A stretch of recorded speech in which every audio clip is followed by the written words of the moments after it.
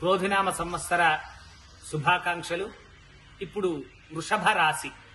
వృషభ రాశి అంటే కృత్తికా నక్షత్రం 3 పాదాలు, రోహిణి నక్షత్రంలోని 4 పాదాలు, మృగశిర నక్షత్రంలోని 2 పాదాలని కలిపి వృషభ రాశి కింద పరిగణించబడుతుంది. అక్షరాల్లోకి వస్తే ఈ, ఊ, ఏ, ఓ, వా, వి, భూ, వే, ఓ అనేటువంటి అక్షరాల వాళ్ళని వృషభ రాశి కింద తీసుకోవచ్చు.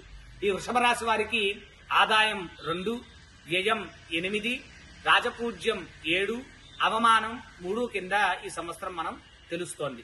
ఈ రాశి వారికి సంవత్సరం అంతా కూడా గురువు 1వ స్థానమందు, రాహు 11వ స్థానం, కేతువు 5వ స్థానం, శని 10వ స్థానం నందు సంచరించడం ద్వారా శుభ ఫలితాలని అలానే మిశ్రమ ఫలితాలని చెప్పజరుగుతోంది.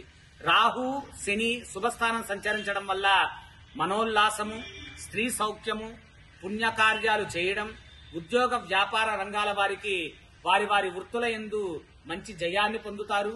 భూ గృహ వ్యాపారాదుల్లో మంచి ఆనుకూల్యత, నూతన వస్తువులు కొనుగోలు చేయడం, బంధుమిత్రులు సమాగమనం, మంచి సంతోషము, ఆనందము ఇలాంటివన్నీ కూడా శని రాహు సంచారం చేత శుభాలు జరిగితే, గురువు కేతువు వారి వారి యొక్క ప్రతికూల స్థానాల్లో సంచరించడం ద్వారా ఎక్కువ ఖర్చులు, మానసిక ఆందోళన, గృహమందు కలహాలు, బంధుమిత్ర మూలకంగా చాలా అపవాదులు ఇవన్నీ కూడా గురువు కేతువు వల్ల మనకు లభిస్తుందన్నమాట.